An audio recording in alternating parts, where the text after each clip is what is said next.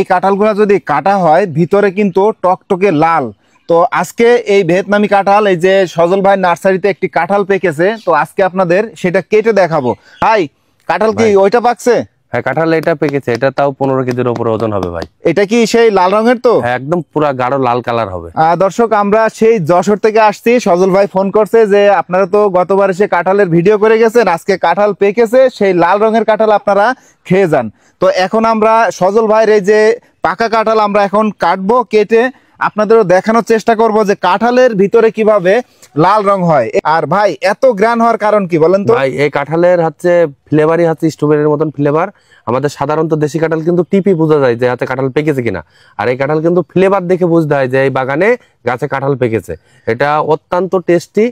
আর বাংলাদেশের সর্বপ্রথম কাঁঠালের বাগান কিন্তু হচ্ছে এই লাল কাঁঠালের আমার ভাই। তাহলে আগে এই কাঁঠাল আমাদের কেটে দেখান, আমাদের দর্শকদের আগে দেখাই যে ভিতরের রং কেমন লাল। হ্যাঁ, অবশ্যই দেখাবো ভাই। বিসমিল্লাহির রহমানির রহিম। কাঁঠাল কাটা শুরু করলাম। লাল আছে তো ভিতরে ভাই? অবশ্যই লাল হবে ভাই। কাঁঠাল কেবলে দেখেন, দেখতে থাকেন। আমাদের দেশের কাঁঠাল তো হলুদ হয় ভিতরে। জি ভাই, এটা হলুদ হয়, কিন্তু এটা কিন্তু একদম পুরা টকটকে লাল হবে। আর এর ফ্লেভার কিন্তু একদম স্ট্রবেরির মতন ফ্লেভার ভাই। আর বাংলাদেশে এটা কি মানে লাল এবং গোলাপি কালার মতো মনে হয়? হ্যাঁ, এটা লাল কাঁঠাল, এটা হচ্ছে 18 বিন কাঁঠাল ভাই। আমাদের এই কাঁঠাল খাইতে গেলে হাতে তেল লাগবে না, আর এটা অত্যন্ত টেস্টি। আর ফ্লেভার হচ্ছে আপনার হচ্ছে স্ট্রবেরির মতন ফ্লেভার। সারা বাগান গিরানে ছড়িয়ে পড়ছে ভাই। জি ভাই। ভাই কি দেখলাম এটা? এটা বাংলাদেশের সর্বপ্রথম এই কাঁঠালের চাষ আমি করি। আমার কাছে কাঁঠালের 4টা ভ্যারাইটি আছে, 4টা জাতেই বাংলাদেশে সর্বপ্রথম আমি করি। না হাইব্রিড কাঁঠাল এগুলো গাছ লাগানো 6 মাস থেকে কাঁঠাল ধরে। এগুলো হচ্ছে 18 বিন কাঁঠাল, অত্যন্ত টেস্টি একটা কাঁঠাল। এই কাঁঠাল যে না খাবে সে মিস করবে।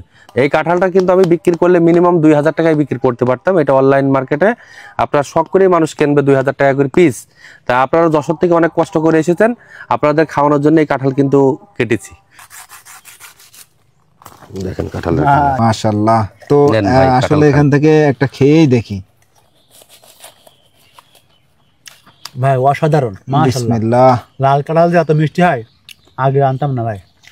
কাঁঠালের কুয়াগুলো দেখেছেন, অনেক কিন্তু বড় বড় কাঁঠাল।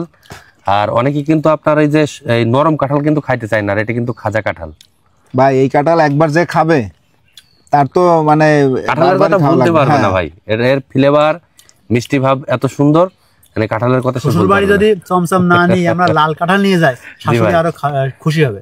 অবশ্যই আরো আদর যত্ন করে ভালো করে। ভাই আপনি এই কাঁঠালের চারা কোথায় পাইছিলেন ভাই?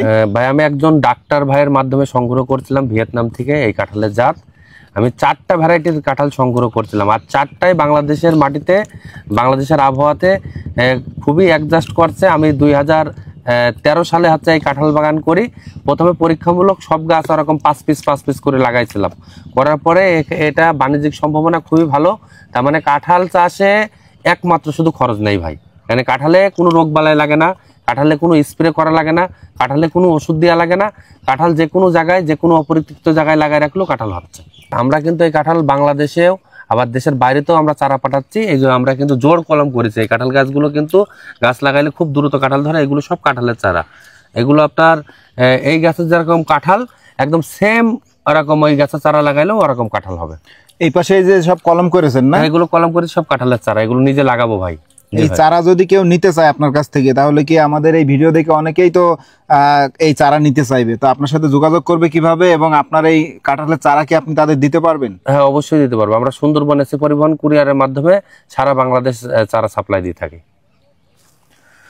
দর্শক, আজকে আসছিলাম সজল ভাইয়ের নার্সারিতে। এটা হচ্ছে চুয়াডাঙ্গার জীবননগরে। তো এই নার্সারিতে যে আনকমন যে কাঁঠাল, এটা খাওয়ার পরে কিন্তু এই কাঁঠালের এত সুন্দর একটা টেস্ট, সেটা আপনাদের বলে বুঝাইতে পারবো না।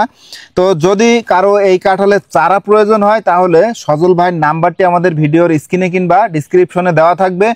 সজল ভাইয়ের সাথে সরাসরি যোগাযোগ করবেন, কিংবা ভিডিও কলে এরকম কাঁঠাল গাছ কিংবা কাঁঠালের চারা দেখে আপনারা ভাইয়ের কাছ থেকে কিন্তু এই কাঁঠালের চারা সংগ্রহ করতে পারবেন।